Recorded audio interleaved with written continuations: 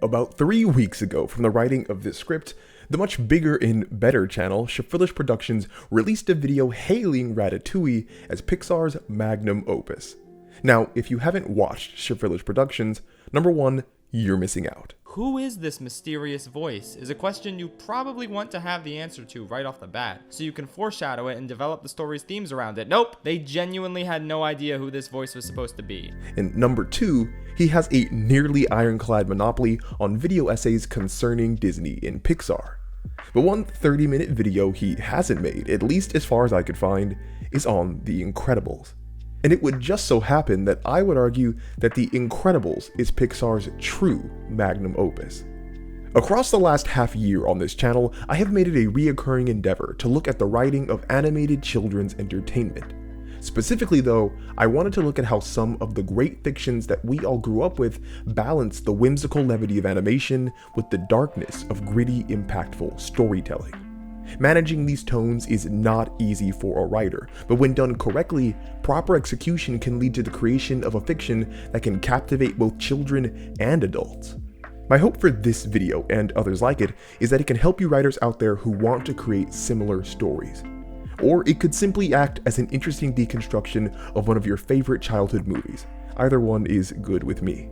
So, for what it's worth, I believe that Pixar's Incredibles is their greatest achievement concerning this narrative tightrope routine of darkness and levity.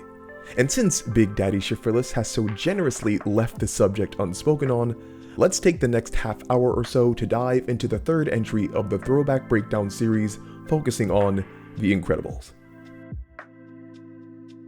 Let's place ourselves at the beginning of our journey, the early 2000s. You have been watching Pixar hit it out of the park over and over again for years at this point. Toy Story, A Bug's Life, Toy Story 2, Monsters Inc., Finding Nemo. Every single one of those movies is considered a landmark animation and a staple of millions of childhoods. But something else that all these films have in common is the massive amount of collaboration and teamwork that went into creating their narratives that would hit the big screen. Toy Story had 7 writers. A Bug's Life had 6 writers and 2 directors. Toy Story 2 had 7 writers and 3 directors. Monsters Inc. had 6 writers and 3 directors. And Finding Nemo comes in with a, by comparison, small group of 3 writers and 2 directors. And when you think about the level of quality that Pixar was striving for and what they've been able to achieve, the large group of creative minds for each film starts to make sense. By putting so many seasoned, expert storytellers behind the wheels of their multi-million-dollar releases, Pixar was hoping to create the best, most engaging story possible. These writers and directors of the films were meant to be used as a check for each other, covering one another's weaknesses and uplifting their strengths so that the final narrative product would be as good as it could be. Pixar's entire history of filmmaking, its culture of production, is based on expert, diverse collaboration in the writing room. And that has led to stories with viewpoints and perspectives that no one person might have been able to come up with. However, that all changed in the year 2000. And the change came by way of this man. I'm a fly. Well, what if I just lay down right now? How'd that be? That elegant beast was Brad Bird, director and writer for The Incredibles. And when I say director and writer, I mean the only director and the only writer. As you can imagine, based upon what I just spent the last minute talking about, that was a huge change for Pixar and a really massive gamble for them. Like I said, their success had come from an adherence to a specific creation formula centered on multiple writers and contributors. But now with Brad Bird, they were completely deviating away from that. But the risk didn't just come from giving complete creative control to a single writer. The risk stemmed from Brad Bird's industry history. Let's back up just a bit more to understand. Brad Bird graduated from Cal Arts in the 1970s and found work at Disney as an animator, working on movies like The Fox and the Hound and The Black Cauldron. But as great as that sounds, don't get too excited. He would later be fired from Disney because of his constant vocal criticisms of upper management, saying that they refused to take risks in animation and played it too safe with storytelling. And as any idiot could imagine, getting fired from Disney is not a great start to a career. But Brad Bird's indomitable nature kept him from being held down, and following his time at Disney, he bounced around animating and writing for various television shows, even directing a few episodes of The Simpsons. But Brad Bird's directorial debut for a feature-length film came when Warner Bros. Agreed to create his brainchild that you all just might have heard of. It's a little movie called The Iron Giant. Now, a running theme that you're going to notice across this video is that Brad Bird never does anything easy. And of course, The Iron Giant was no different. Not only did Brad direct the feature film, he took it upon himself to write the entire thing as well. And for his monumental efforts, The Iron Giant received nearly universal critical acclaim once it hit the big screen. What the film did not receive was profit. The Iron Giant had a reported budget of $50 million, but throughout its entire theatrical lifetime, it only made $33 million. No matter how much you like the story of Hogarth, Brad Bird's directorial debut was a box office bomb, which is, again, not a great mark to have on your career. And this brings us all the way back to Brad Bird's courtship with Pixar. Here was a man who was fired from Disney for basically what amounted to insubordination, and a man whose writing and directorial debut was a major Hollywood flop. And this same man stood in front of Pixar now, seeking for them to step away from their established storytelling traditions so that he could take nearly complete creative control over their next major motion picture. Now, I can't say anything with certainty, but something tells me that was a hard sell. But luckily, Brad Bird had an ace in the hole. An ace named John Lasseter, a friend from college and a longtime director of some of Pixar's biggest movies. John Lasseter desperately wanted his friend Brad Bird to come to Pixar, but knew for that to happen, Brad would have to bring a really convincing idea. And that is where the stars aligned. One thing that is imperative to understand is that many of Brad Bird's previous jobs saw him working on already established material, such as The Black Cauldron being based off of the Chronicles of Prydain book series, or The Fox and the Hound being based off of Daniel Mannix's novel, or The Iron Giant being based off the 1968 book The Iron Man. So when Brad Bird went to Pixar, he decided to do something completely different, something deeply personal. See, back in the early 1990s, things were not going smooth and easy for Brad. He was struggling with balancing his marriage, his family life, his work life, and his personal aspirations. But like any creative person might do, he used his inner turmoil for inspiration and sketched down a family of heroes that would use their powers to get through their own personal turmoils. Brad created this family in 1993 and had sat on and thought about this story ever since. So in the year 2000, 7 years later, with Pixar asking him to deliver the goods, he decided to turn away from working on adaptations of existing fictions and focus solely on bringing life to what he had thought of. So he pitched The Incredibles, and Pixar loved it. They loved it so much, in fact, that they allowed The Incredibles to be their most unique movie ever. And while that might sound like YouTube clickbait hyperbole, it really isn't. I've already talked about how this would be the first Pixar movie with one writer and one director, but that is just the tip of the iceberg. While it might seem strange to think about now since movies like Brave and Coco exist, The Incredibles was the first Pixar movie centered on humans. Sure, there were humans in Toy Story 1 and 2, but the focus was set squarely on the toys. The Incredibles was Pixar's first foray into telling a truly human story centered on humans. The Incredibles also deviated away from the 90-minute runtime tradition that Toy Story, Monsters, Inc., and A Bug's Life had set up.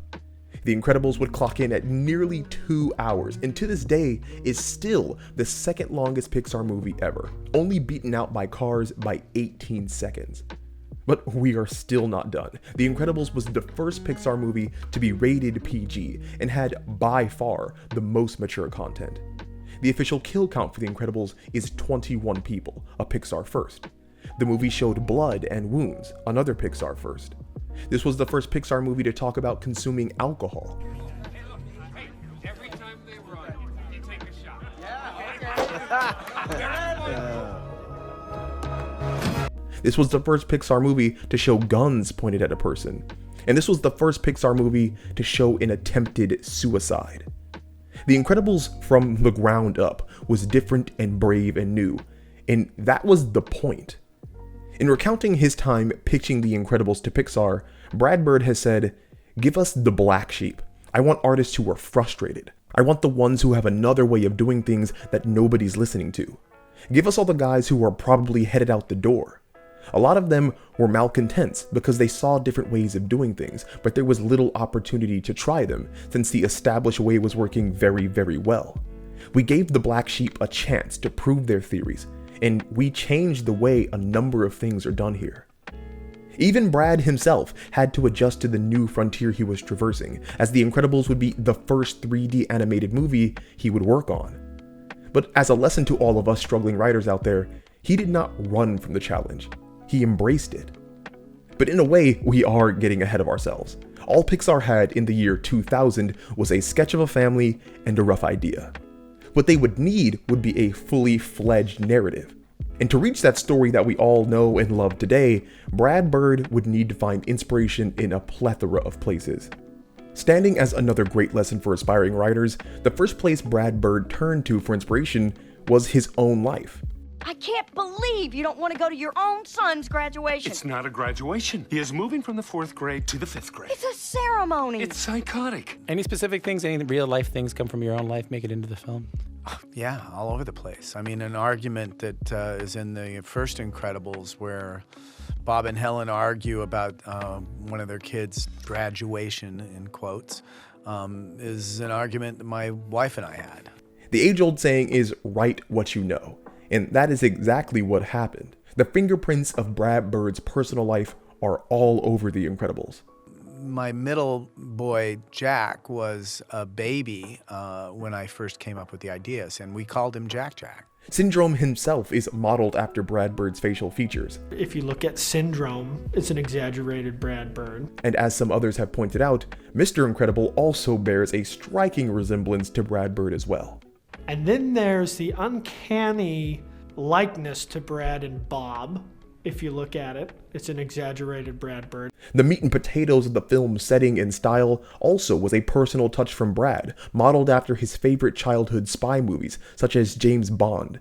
Even the plane that Helen flies, the Lockheed Jetstar, is an homage to Bond films, as it's the same plane that appears in Goldfinger. The character Mirage strikes a close resemblance to many Bond villainesses, especially ones such as Pussy Galore and Andrea Anders, who, like her, eventually defect from their truly evil employers. But the used inspirations also extend out from just the personal. Frozone's water cooler scene closely mirrors Samuel Jackson's in Die Hard with a Vengeance. The death of superheroes by capes harkens to the death of Dollar Bill from Watchmen, who was shot by bank robbers after his cape got caught in a revolving door. And while Brad Bird said that Watchmen was the only comic/graphic novel series he had heard of before making The Incredibles, competing reports state that he also took inspiration from Jim Steranko's Agents of S.H.I.E.L.D. comic for the espionage that would be included in the film.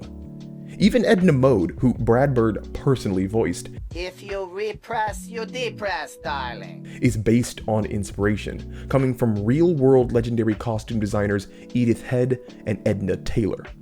But even with all this inspiration fueling his creative passion, Brad understood that not everything has the luxury of reaching the final cut.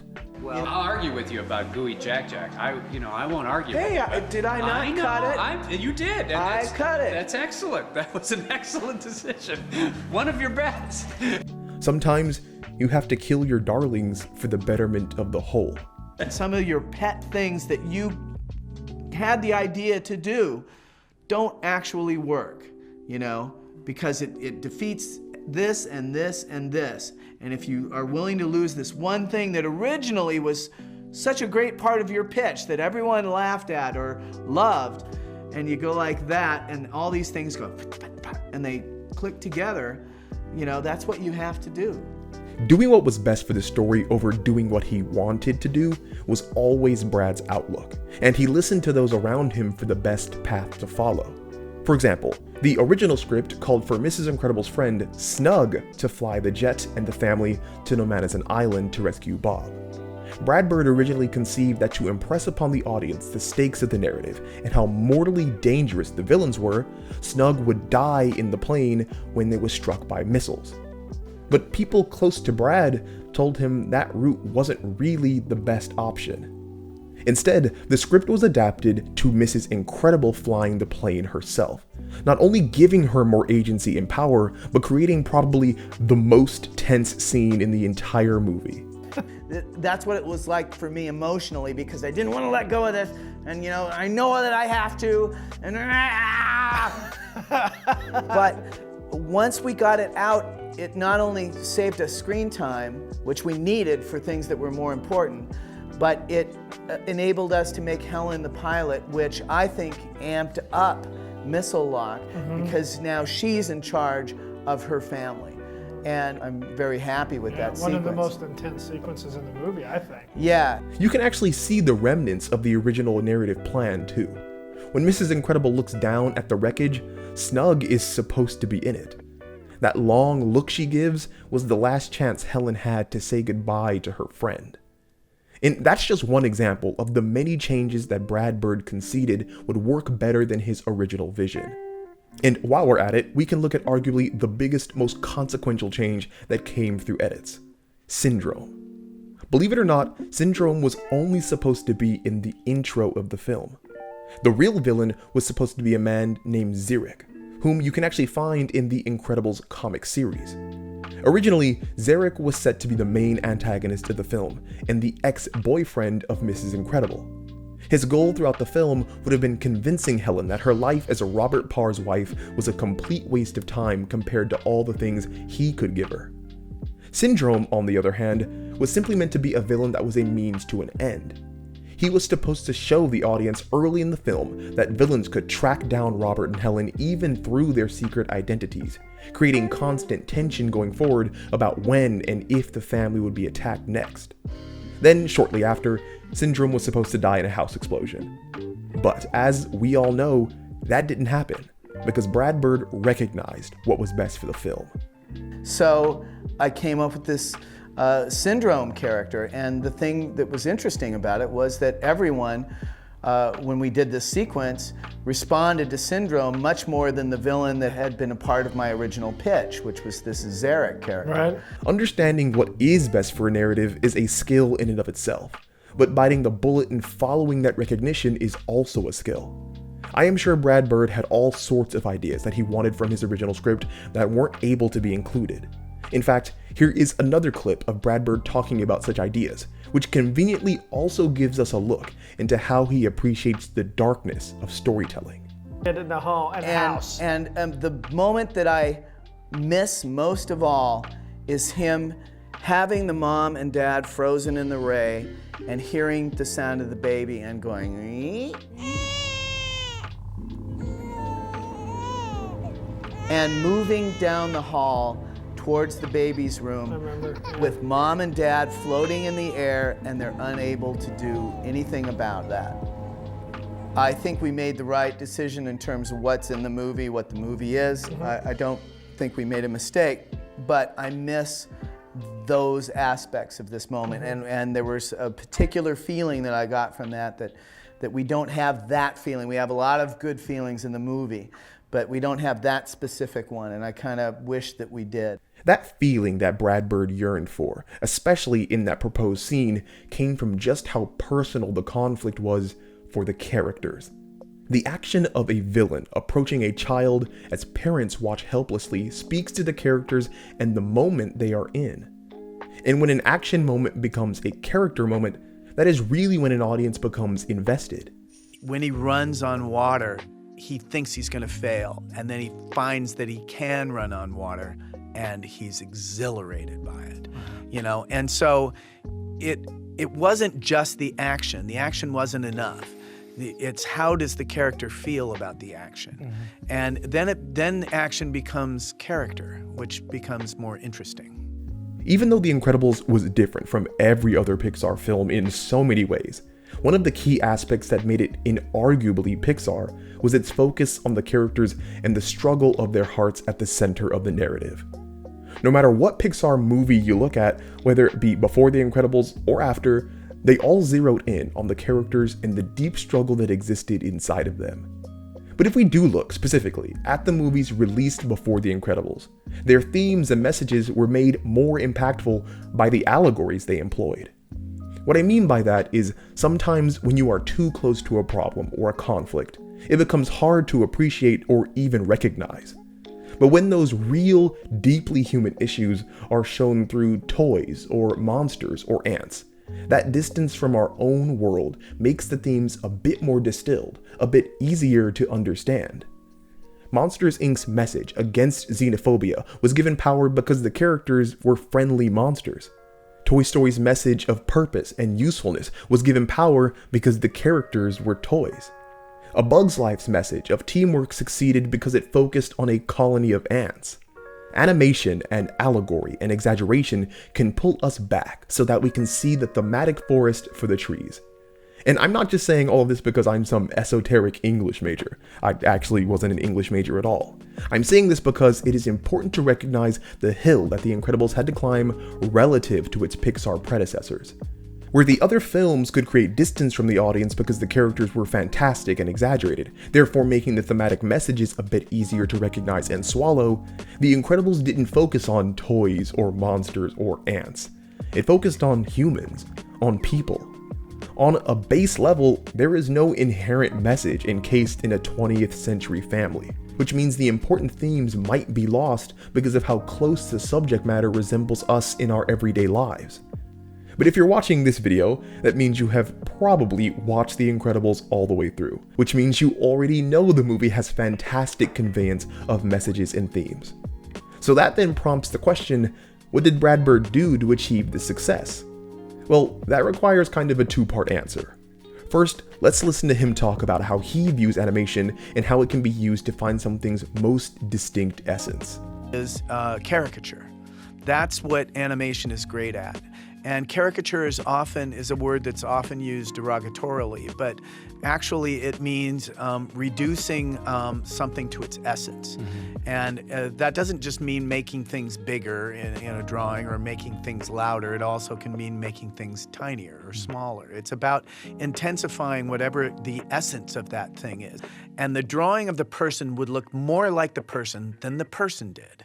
And you're just going, how is that? It's because they took what was distinctive about the person and emphasized it and took away the things that didn't emphasize it. So it becomes this, it's almost like boiled down to its essence. Well, animators do that not only with the style of how something looks, but how it moves. Hearing that, you can start to realize that everything in The Incredibles is caricature, meant to serve the purpose of distilling down the characters to their thematically meaningful essence.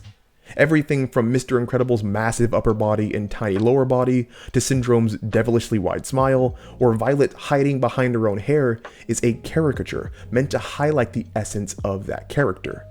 Even though these human characters look like us, the parts of them that are thematically significant and important are so exaggerated that we can't help but notice them.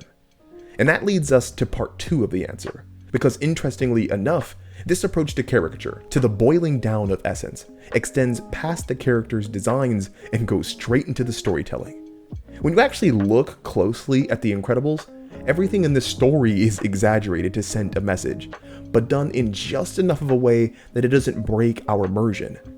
Brad Bird has said, "I don't think the film looks realistic. I don't think it looks remotely realistic, but it feels realistic."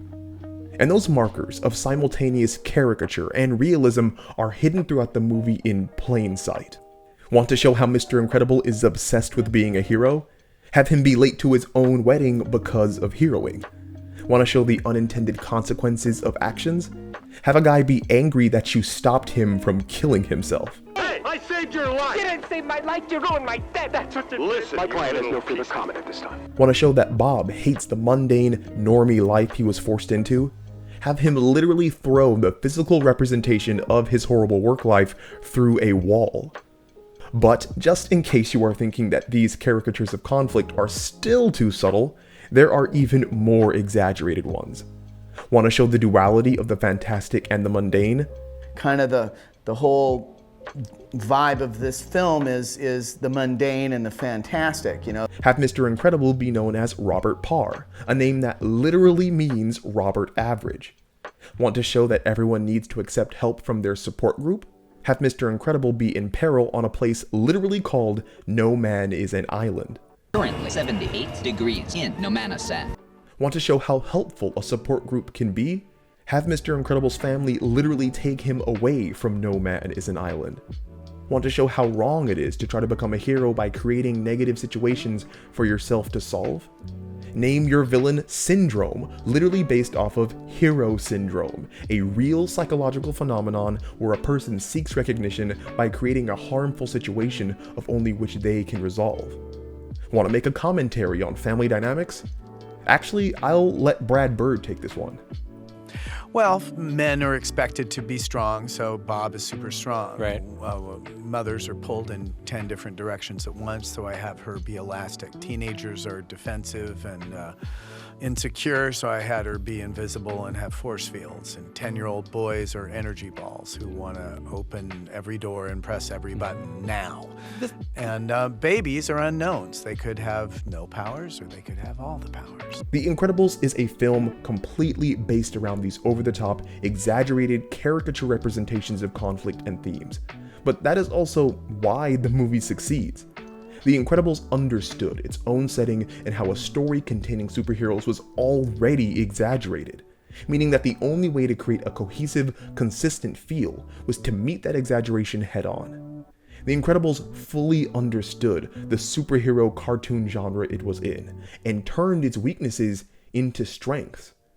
Somehow, I managed to find cover, and what does Baron von Ruthless do? He starts monologuing. He starts monologuing! You sly dog! You got me monologuing! I can't believe it. Remember the bad guys on those shows you used to watch on Saturday mornings?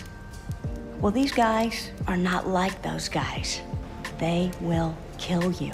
And of course, like with almost everything else that we have talked about, this started at the top with Brad Bird. He has said, there's expectations for animation, and you make this connection with animations and superheroes, you think Saturday morning. And Saturday morning they have these very strange shows, completely designed around conflict, and yet no one ever dies, or gets really injured, or there's no consequence to it. I think that, came out of a team of psychologists determined that it is bad for children, and I think just the opposite. I think that it's better if kids realize there's a cost, and that if the hero gets injured and still has to fight, it's more dramatic, it's closer to life. And at the end of the day, that is really what darkness in animation is about. The realism and the closeness to life.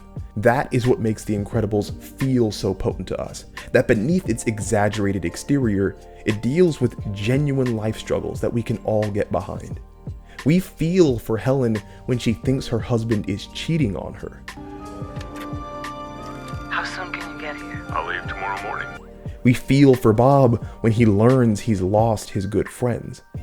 We feel for Violet when she fails to live up to the demands of her mother.